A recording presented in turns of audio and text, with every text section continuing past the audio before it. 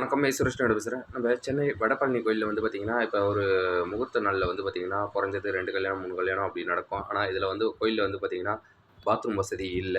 அதுவும் இல்லாமல் வந்து பார்த்திங்கன்னா, மக்கள் ரொம்பவே அவஸ்தைப்படுறாங்க. ஏன்னா நம்ம நாட்டில் வந்து பார்த்திங்கன்னா, நிறையவே இதெல்லாம் இருக்கிறாங்க. சின்ன சின்ன பசங்களாம் வருவாங்க. அவங்களுக்குலாம் ஒரு பாத்ரூம் வசதி இருந்தால் தான் நல்லாயிருக்கும்.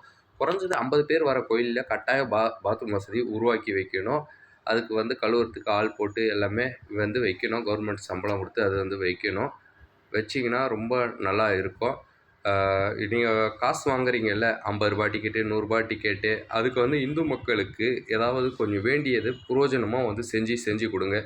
இப்போ வந்து பார்த்திங்கன்னா, முகூர்த்த நாளில் வந்து பார்த்திங்கன்னா, டெய்லி அன்னதானம் போடுறீங்க, இல்லைன்னு சொல்லலை. ஒரு 30 பேருக்கு 40 பேருக்கு அப்படி போடுறீங்க. இந்த முகூர்த்த நாளில் மட்டும் ஆட்கள் அதிகமாக வருவாங்க. கல்யாணத்துக்கு வரவங்க வந்து யாருனா சாப்பிடுவாங்க, ஒருத்தர் 2 பேர். இது போல் நாட்களில் கொஞ்சம் அதிகமாக சாதம் வந்து போடுங்க. ஒரு 50 பேருக்கு போடுறது ஒரு 200 பேர் 300 பேர் அப்படி போடுங்க. சாப்பாடு ஃப்ரீயாக கொடுத்தா யார் வேணாலும் வாங்கிக்கலாம். கவலை இல்லை, மீந்து போகாது. சரிங்களா? நீங்கள் வந்து உங்கள் பேக்கெட்லேருந்து காசு எடுத்து செலவு பண்ண போகிறதில்ல.